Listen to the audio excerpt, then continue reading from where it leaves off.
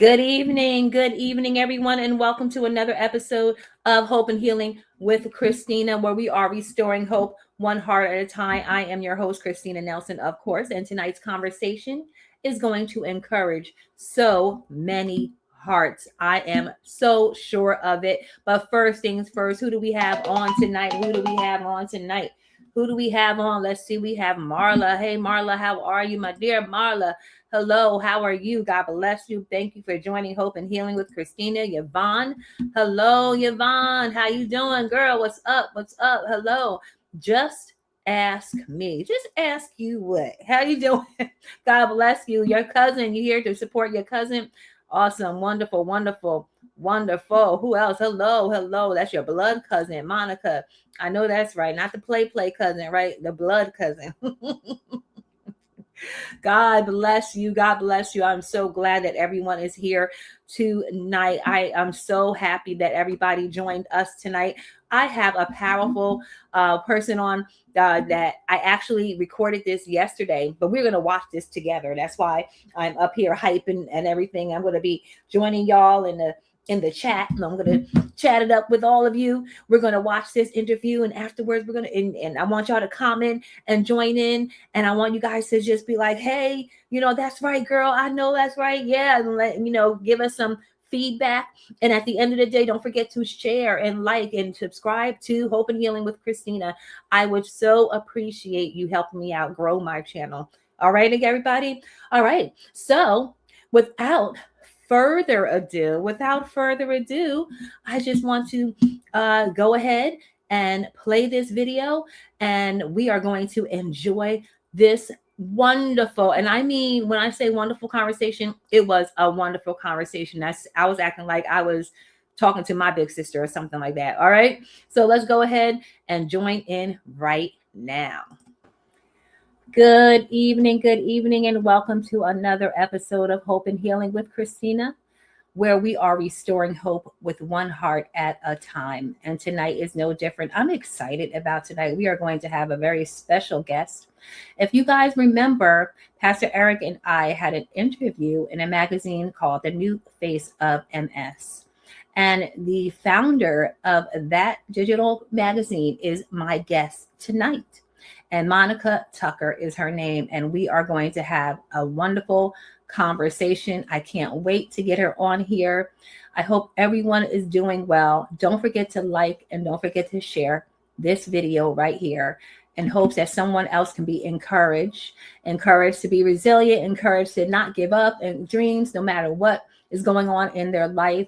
And that was my reason absolutely for having her here, because we always want to encourage another person, especially women, when we're diagnosed with a chronic illness, it's like, okay, my life is over. No, it's not. Don't say that. The devil is a liar. Your life is not over. You have so much to do, no matter what age it has been.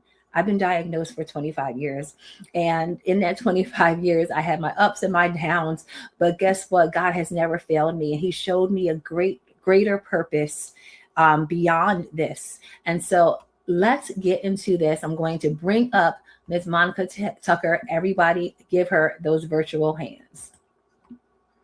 Hello, hello, how are you? Hello, everyone. Well, that was such a great intro. I don't know how I'm going to be able to outdo that. That was a great intro, but hello, everyone. Hello, everyone. God bless. I'm so glad to have you on here, Monica. Just open up briefly by telling us where you're from, who you are, where you're from. Well, of course, my name is Monica Tucker. I live in Olive Branch, Mississippi. However, it's on the outskirts of Memphis, Tennessee. So I work and play in Memphis, and I go to sleep in Olive Branch, Mississippi. So that's where I'm from. I'm married, of course, of 26 years this year, and I have 2 sons and a dog that thinks he's a human. So that's pretty much it about me as a background. Wonderful, wonderful. Oh wow, I think that I love the name of your where you live, Olive Branch. That's nice. I love that so much. That's nice. And on the border of Memphis, I didn't know it was that close, where you can just go back and forth like that.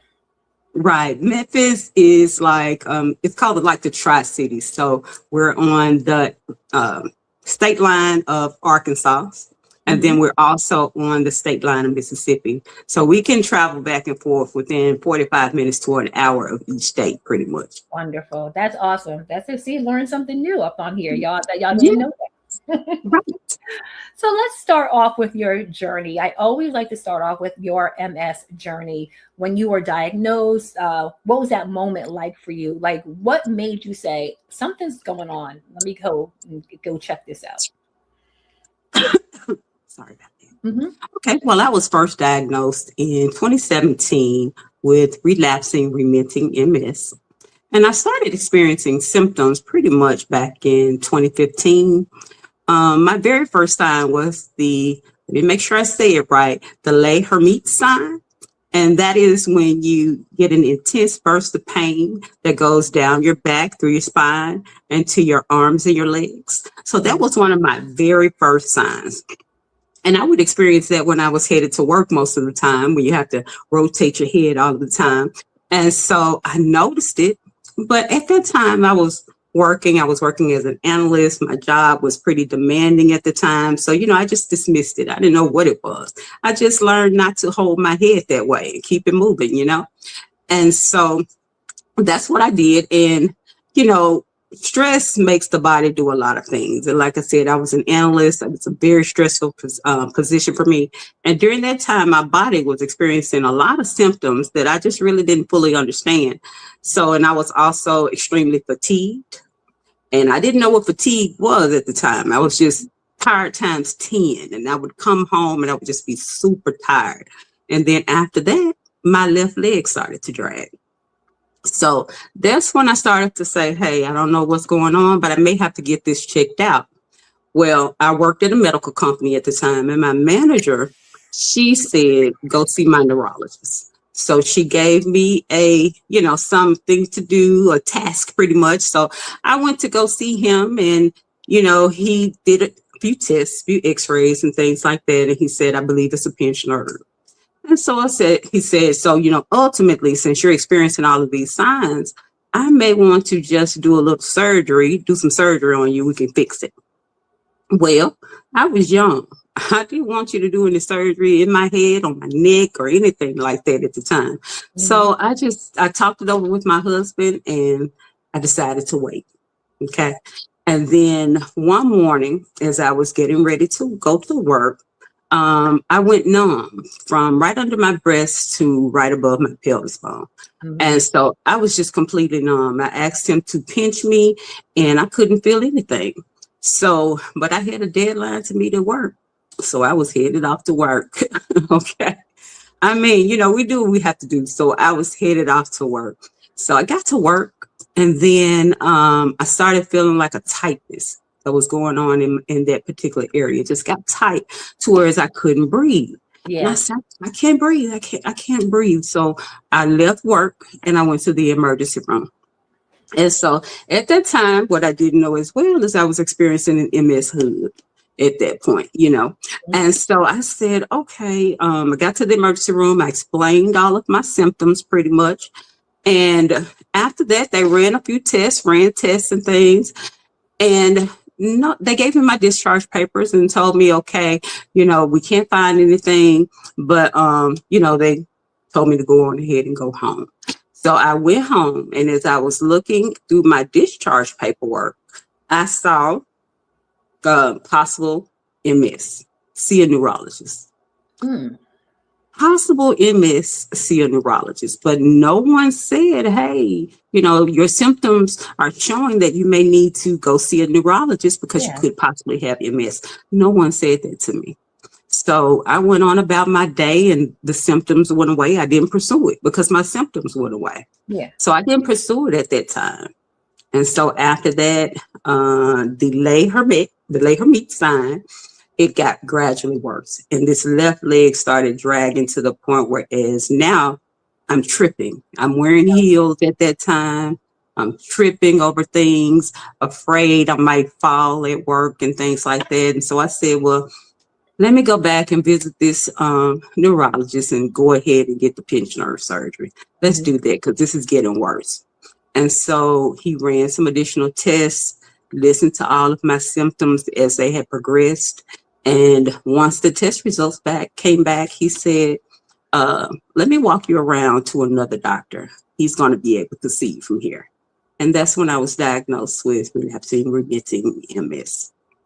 Wow.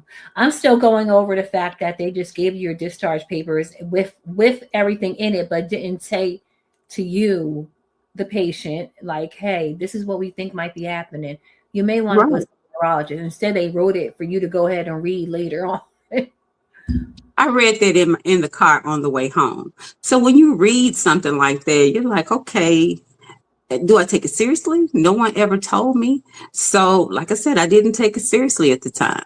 And it was months later when I realized or Right. went ahead to go see the neurologist, and he told me that. So, yeah.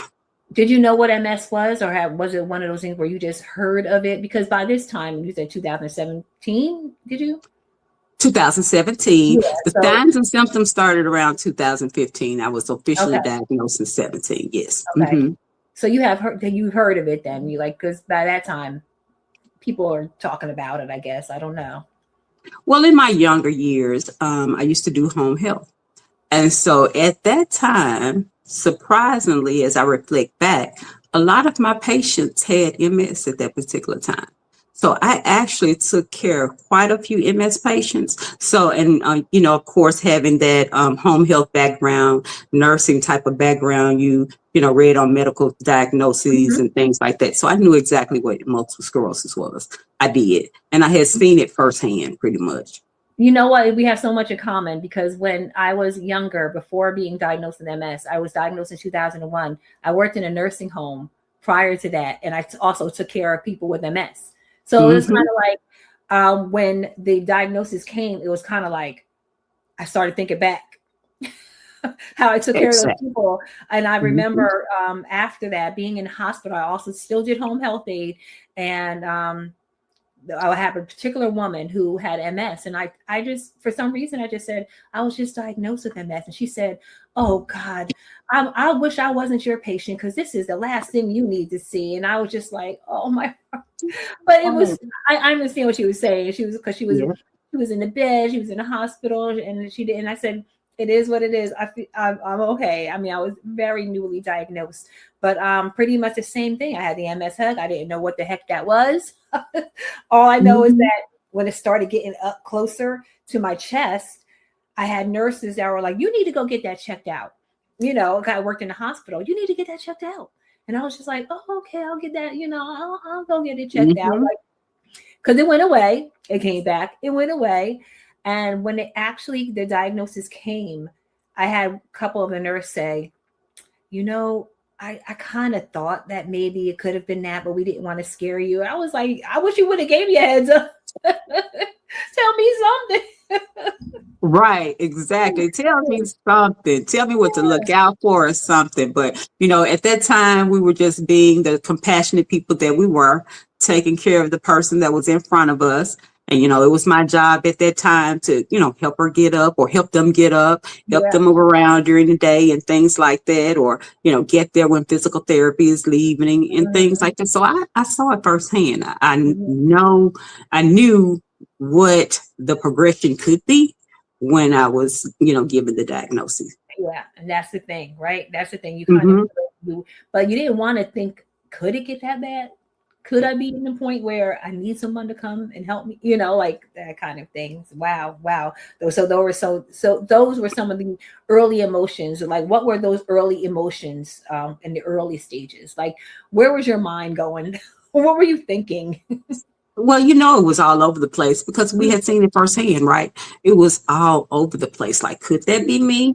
Could I be, like that? So, of Mhm. course, getting the initial diagnosis was overwhelming Yeah. because MS is one of those illnesses where, immediately fear may take over in your mind pretty much. And you start to wondering what your future will look like. If life, I'm sorry. Mhm. Whether people will see me in the same way type of thing. So initially, I didn't tell anyone. I was experiencing all of these things. I didn't tell anyone. I just came home and told my husband, my son, my mom and dad, my grandmother, and that was it. I did not mouth another word to anyone, even my close friends and family, because I just didn't want that judgment at the time and, like, oh, this is going to happen because everyone knows someone who probably has MS, and they always have these Always, stories for us always. that we never really want to hear, and your journey is not like anyone else's journey, and so because of that, we kind of hold back and, we let fear kind of come in and set in, thinking about the future diagnosis pretty much. Yeah, I understand those people that say, I had an aunt that, I had a cousin that, Yes. or my friend's boss said. You're like, everybody knows someone. Every time you tell somebody about MS, they also know someone, and it always, the diagnosis was either always worse than what you were at the time, or you know what they Yeah. did? They ate right. Exactly. They stopped doing this and that, and they were better. Like, Right. okay. And not to knock any of that because everybody's journey is different Mhm. and those things work for that particular person at that particular time. So we can't Absolutely. take that experience away from them at all. But just know that, of course, I'll take everything with a grain of salt and apply different things to my life that I feel like may work as well, Mhm. and things like that. So that's how I always look at it. But yes, we do always know someone who knows someone who knows someone. Now let's switch over to the faith part of it. Like your faith, how did that diagnosis impact your faith or your relationship with the Lord? Or how were you like angry? Were you upset? Did you pray? Did you question? We go through all of those stages. You know what I'm saying? You Mhm. go through every stage of what you just said. Mhm. And so, but at the end of the day, I knew that God always had me, Yeah. because I was already spiritual in ways. And so I always knew that God had me and I had my faith. And so the shift for me, because, the moment when the shift happened, fear to faith type of thing. Mhm. And the shift for me is when I stopped asking, why is this happening to me? And started trusting what God was using my story for. It was for something greater, pretty much. And, deep down during those hard moments, I said, I knew God had a plan for my life. I just knew it. And so instead of staying stuck in fear, I just leaned on my faith at that particular time. And, there were difficult days emotionally and physically, difficult days. But I began to realize that MS was not the end of my story. It was the beginning of a new chapter for me, a chapter that would, require faith and obedience. And even when I didn't really fully understand what God was doing, I just knew Mhm. He had a purpose for me at that time, and I was walking with it. I like that. I like that because you move it at that moment. You moved from like that faith to, all right, come on. I mean, fear to like, okay, God's got me. I'm gonna be okay. It took Hmm. me quite some time. No, I think in the beginning I was kind of like, yeah, I know I'm gonna be okay. I'm gonna be okay. But I also was just kind of still in teeter tottering because of all the stories that I heard. It wasn't until much later in my journey that I was like, I really am going to be okay. God's got Hmm. a greater purpose for me in my life. And that's when I started doing podcasts and radio. I had a, what is it called? It was an internet radio first version of this. And then I went on to go live. Wow. Yeah, I started off almost 10 years ago doing this and I Oh, just wow. enjoy it so much. Yep. I didn't Oh, realize that. I wow. said that the other day. I was like, what? It's been that long? Yeah. I've been missing out on you all this time.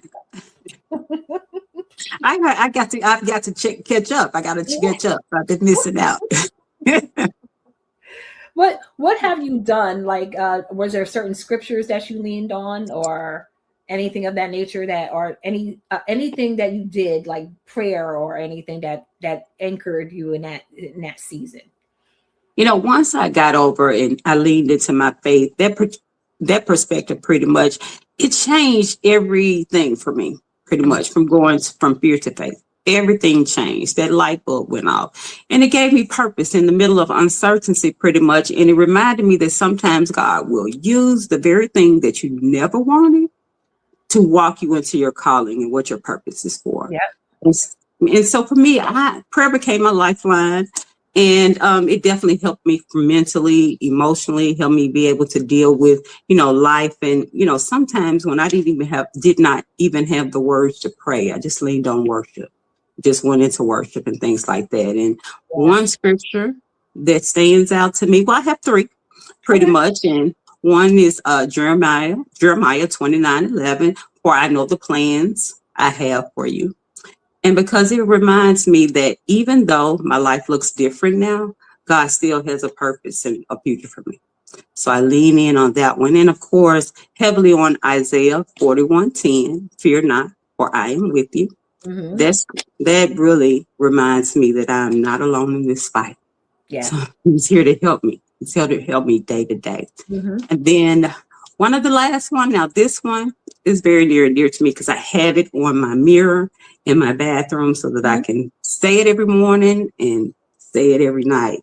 And Mm-hmm. so it's pretty much Philippians 4:13. I can do all things through Christ who strengthens me.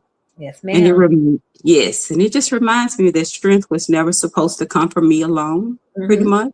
And it reminds me that even on the days when my body feels tired, my faith still stands. And some days are rough. And how rough days can Mm-hmm. be pretty much. Mm-hmm. And for me, it could be, am I using a cane today, a rollator today, a scooter, or am I going to be on the couch or in bed all day type of day type thing? Gotcha. Right. But of course, this scripture gives me courage to continue to walk in my purpose while navigating uncertainty. And it has taught me that limitations do not qualify or disqualify me Amen. when God is strengthening me. Amen. Amen to that. I love that. All right. New faces of MS. What inspired you to create this? What gave you, first of all, like the name of it? I like the name, New Faces of MS. But what inspired you to create this magazine? So, not to correct you, but it is the new face of MS, is what it Oh, is. okay. What did I just say? Okay, I see. All right. It's fine. It's fine. I totally understand Mhm, because we are all the new faces of MS pretty mhm, much. So we do tie that into the name. So that mhm. is quite okay. And, we are more than just a digital magazine. The New Face of MS is a 501c3 nonprofit, and it's dedicated pretty much to raising awareness, creating community, and advocating for those who have MS and providing hope and resources to individuals and families impacted by MS as well. I And love so, yes, it is something that's very near and dear to me. I kind of get emotional when I'm talking about it because how it actually came about it. Hmm. was I'm glad I'm in this space that I can release how it actually came about through God.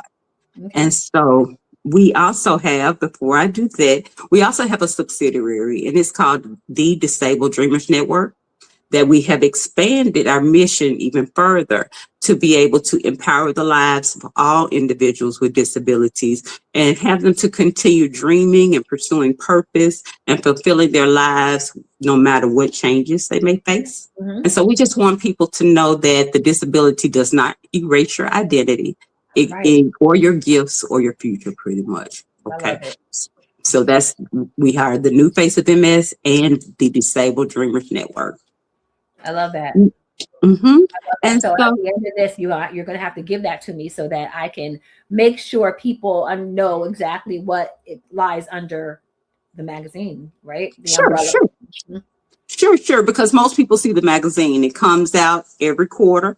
And so, we started the magazine because we wanted to be able to show strength and beauty and resilience and purpose in the stories of real people living with MS, pretty much. And I wanted a place where people could see that, hey, we're here, we're thriving, still dreaming and still making an impact. And this is how MS has affected me. Right. And so, we wanted, that was so important to be able to show those stories of individuals just like me, just like you, and, give our day-to-day lives or our day-to-day life and how MS has impacted us, made us better. Of course, outside, once we go through the process, it ultimately makes everyone better. We just have to, put it in perspective for our lives. And so, yeah, go ahead. I'm sorry. No. And so let me just share something with you here. So this is how the new face of MS actually started. So one day, God gave me a vision and started the new face of MS. I was newly diagnosed, right?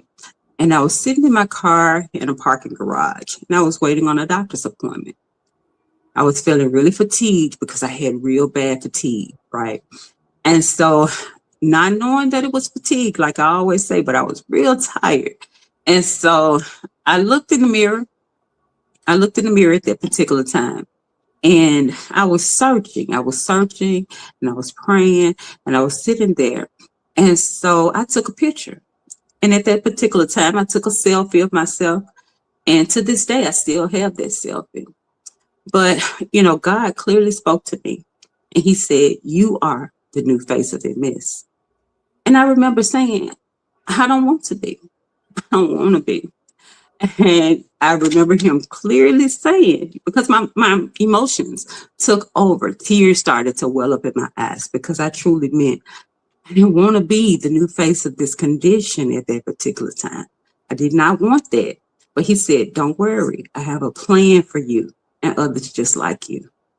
And just like that, the new face of MS was born. And let me tell you, I didn't know what to do. I'd never thought about something of this measure before, something of this magnitude in my life. But, how about little old me starting a nonprofit? I never saw this coming. But he said, don't worry about it. I'll show you how to do it. And the rest is history. Jeremiah 29, right? It is. That's it. That's exactly it. And that's exactly what he did. Yeah. Yes. Wow. So that's how it started. That's exactly how it started. That's wonderful. I like that. I love that. That's you're one of the second people that actually told me. I have another. You know what? It's so funny. I don't know if this is a theme now. I know another woman who had a magazine, or she still has it. It's called Red Leaves, and the same way she got that vision, you got your vision. She had the same thing happen to her.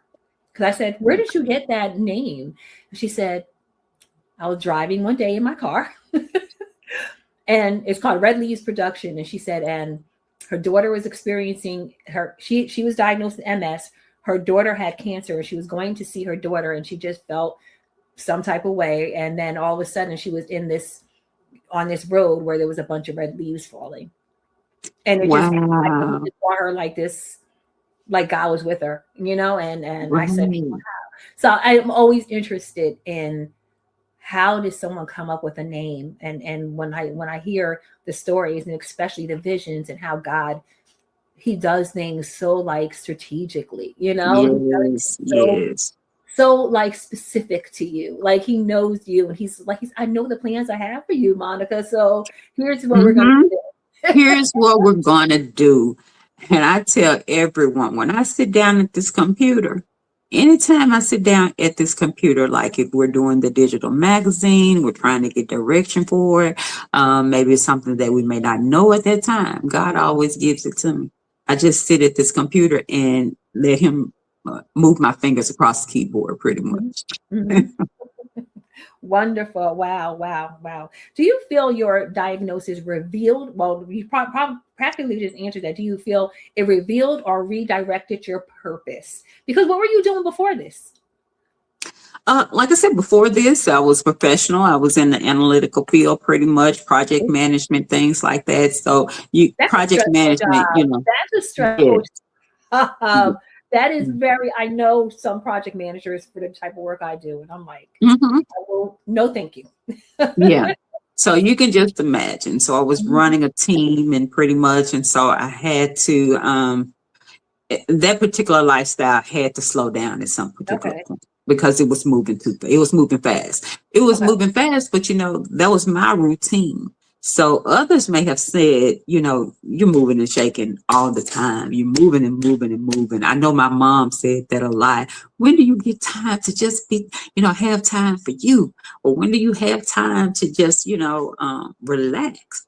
And it was my part of my routine. I was like, I'm relaxing today. I have a good 30 minutes. I'm I'm gonna relax. And so yeah, when you're in the midst of things and you're moving with your daily life, sometimes you Mhm. never know it's moving at a fast pace. So something had to slow me down. But I'm Yeah. happy about the slow part at this Okay. particular time because I'm focusing on what I need, what makes me feel good, what makes my body feel good, Mhm. what makes me, you know, what makes me tick, what makes me happy, those things. And so Mhm. now it has redirected me to um I can now slow down. I can now slow down and, Okay. take life one day at a time and be happy about the moments that I'm in at that particular time. So it has definitely helped me to refocus myself on myself pretty much. I love it. I love that. Yes. Let's talk about this whole thing now with MS now and with other people, and what are some challenges people don't often see, especially with you? Like let's make this personal. What are some challenges people don't see when you are diagnosed with MS? So when I was first diagnosed with MS, pretty much, I was told that I have a very mild case of MS. It Okay. was very mild.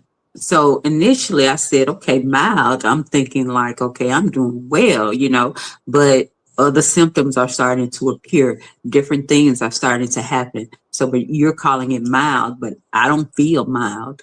So I called it my mild MS paradox pretty much. And it's that strange space where, your outside really doesn't match your inside.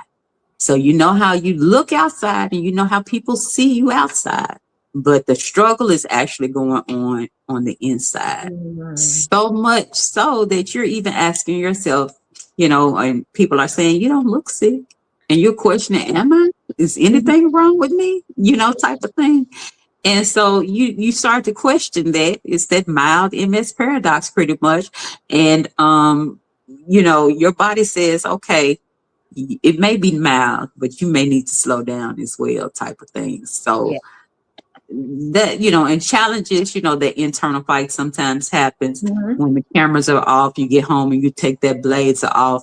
People see, the smile, they see your accomplishments, they see your advocacy work, they see, all of the good things about you, what the outside face shows. But Mhm. what they don't see is the fatigue.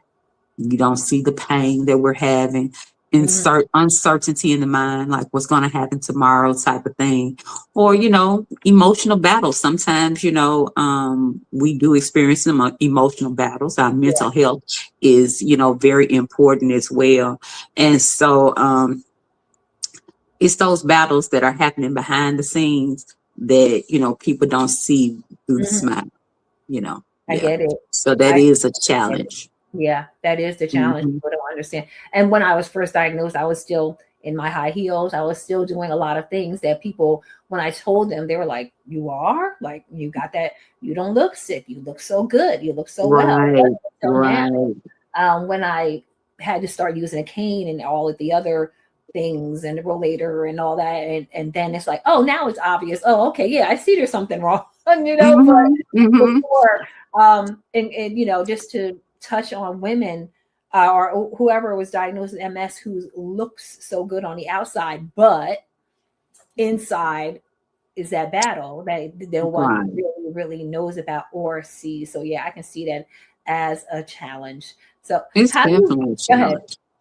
I You was say going to what? say, no, it's definitely a challenge, Yeah, and for us, sometimes it's a challenge for us and a discipline for us to be able to say, no, when we look like we want to say yes. Oh, girl, you can go, we can do these things. And, you're saying, no, no, I can't. yeah, Not today. We have to plan for these things and things like that. And so for us as women, we're pretty much used to, let me see, saying yes. We want to please everyone. We want to yes, take care of everyone.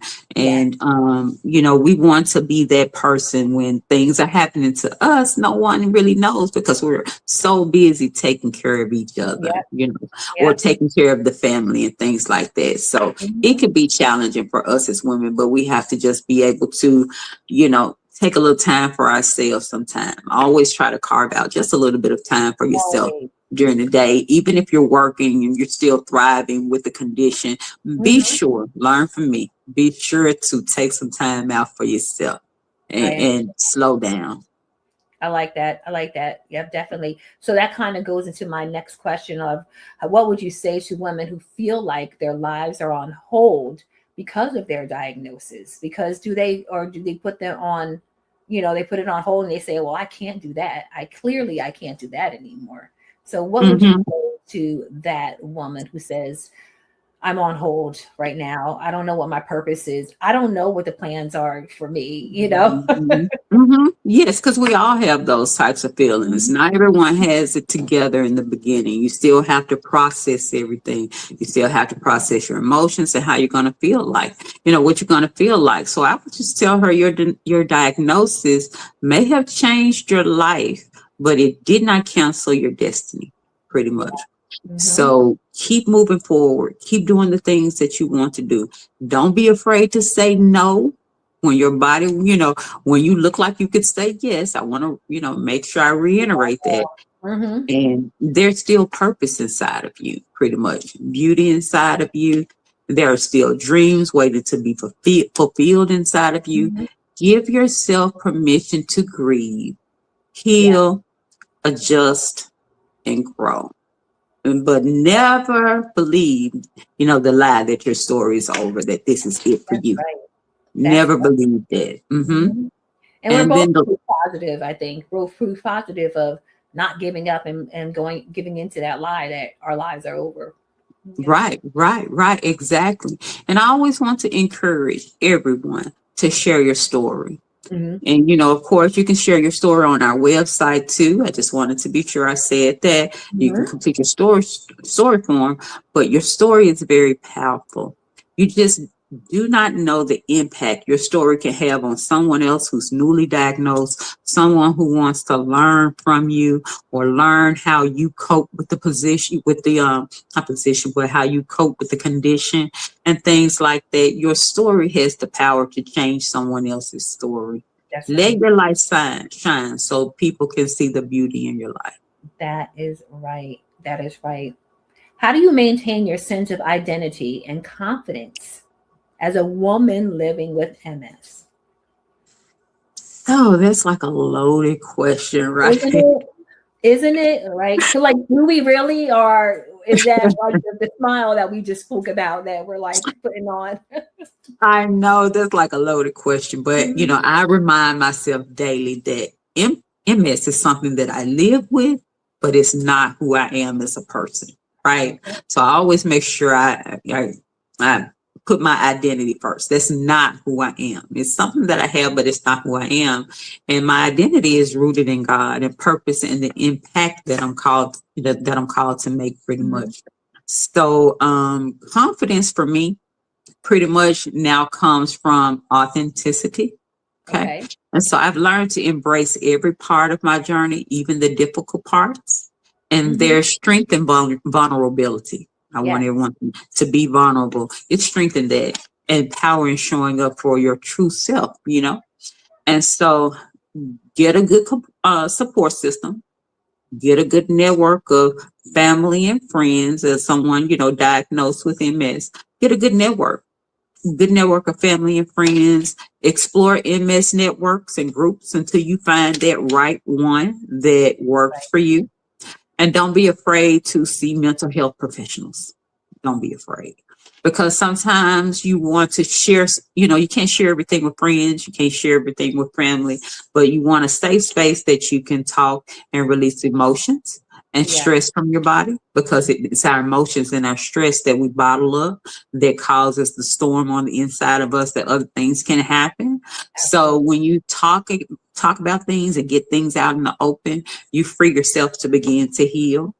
And so, sometimes we as people, we don't seek help, but seeking help is good. So, that's what I would definitely say to someone who's diagnosed, and ways to keep your confidence about yourself. I like that. Absolutely. Gotta be confident and knowing that you're gonna get through it. And like we always point it back to God. We always point it back to God. Like is the giving us strength. And even in Isaiah still, and how he says, those who wait on the Lord shall renew their strength. And exactly. walk up on wings like eagles, they shall run and not be weary, and they shall walk and not That's true. He wants That's us true. to have strength, but he also wants us to use wisdom and to say, okay, it's time to rest. It's time to go. And as women, you were saying that before, as women, we do want to kind of just do, go, go, go. I'm like that. My husband, and I say this almost every time. I know people are sick of me saying that, but Pastor Eric is always telling me to sit down somewhere. Oh my goodness. So Pastor Eric and my husband Alvin, they must be on the same wavelength, because all day yesterday, as the men were waiting on the women, he was telling me, sit down, you need to sit down, go sit down, to the point where, as I'm like, please don't say that one more time. I'm going to sit down. But, they want the best for us, right? Yeah. And sometimes they can see us just moving and moving and moving when we need them to tell us to sit down. Whether we want to hear it or not, we kind of need to hear it. So he can tell, he says, I can always tell when you're tired. Your leg starts to drag. You start moving slow. And he's like, I can tell you're tired right now. Sit down. But that's so true. That's so true. That's me as well. So we're liking that. When I get tired and when I get fatigued, this left leg doesn't move when I want it to move. So it starts to drag and it starts to drag. And, I may be in the kitchen trying to cook dinner or something like that, and pushing to push through like women do. Are we related or something? Because I know all of you. Listen, that and I think that's probably the most times when it happens with me, is because I'm in the kitchen and I'm cooking and I'm trying to do everything, and I'm trying to like my mama taught me to clean as I go. I'm cooking, I'm cleaning, I'm putting stuff away, I'm cutting stuff, I'm doing all this stuff, and afterwards I'm making plates, I'm doing everything, and I'm just like,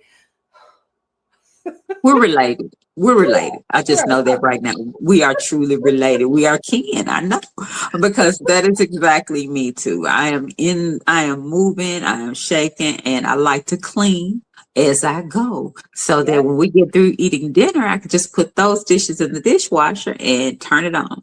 How come they don't get that? That's exactly what I do. Turn the dishwasher on, and he's like, can't you just sit down? I was like, no, I need to do all this stuff, and then I can sit down. I'll sit down. But when I sit down, don't ask me to get back up, because I'm tired. I am too tired to get back up at that point. Get your own water. I'm done. I'll do it later at that point. Right. But that just speaks back to the point where as we as women, we push through and Yeah, we know how to push through yeah, sometimes we push through too far and get to our limit when we really need to kind of, hold back sometimes. So amen it's to that. good we have people in our lives that see us and, want to take care of us. That's true. That's true. I think that's what I have to chalk it up to. Like he loves me and he just wants to make me sure I'm okay, that I don't get hurt or fall down or any of those things. Right. Right. Exactly. So that's good to know. Pastor Eric is doing well. Yes, he is. Yes, he is. What is one message of hope you want every woman with any chronic illness, not just MS, but anything, to walk away with? Uh, I want you to walk away with just knowing that you're still valuable, pretty much. That, this doesn't define who you are and where you're going. Hmm. Always continue to have purpose and wisdom and, have a little compassion for yourself, pretty much also. And so, I believe that's important for everyone, with MS or disabilities to, take a little time for yourself and know that you're still valuable. You can still make things happen. Hmm. Um, and things Absolutely. like that. Yes. Absolutely. Wow. So let's go back a little bit. And, Mhm. they say, if you can speak to your 17-year-old self, I'm going to say, if you can speak to your newly diagnosed self, what would you say now that you have everything that you have right now, all the knowledge, all whatever you've learned in these few years of being diagnosed, what would you say to your newly diagnosed self? Oh wow. My newly diagnosed self. Um, when I was newly diagnosed, I didn't know what to do. I didn't know where to go. I didn't know where to look for, type of thing. Google was my friend. So I would tell my newly diagnosed self, don't go back to Google. Don't go searching out the internet because your left foot is going to fall off and your arm might not work anymore, type of thing. So you're going to end up down the rabbit hole that you just do not want to go to. So Yeah. I would stop my newly diagnosed self from doing that pretty much. I like that. And I didn't know to form a team, get a Hmm. team of people around me. I learned that later, but I didn't know that immediately. And Okay. so it took me a while to get my team of people together to take care of myself, my health care pretty much. So on my team now, I have my neurologist, I have, a mental health person, I have a Yeah. massage therapist, I have physical therapy, occupational therapy. So Okay. build a team. I would make sure, that I would know to start getting my team together, things like Okay. that. Hmm. That's good. That's very smart. That's very smart. Yes, I think that would go well with a lot of people. Like something you would tell another newly diagnosed person, like Right. do this, make sure you do these things, because Hmm.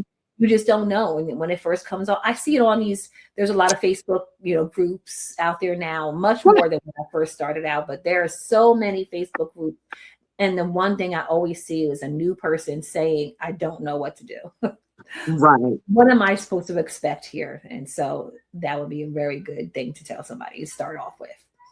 Right. And so, yes, because we're all new Hmm. at one point in time or not or another. So you definitely want to make sure that you're able to do those things. And, if you can find you a good person Hmm. that does have MS that can walk you through Yeah, things, definitely take advantage of that because they can really help you mentally and spiritually, physically, because they can help you take care of yourself physically too.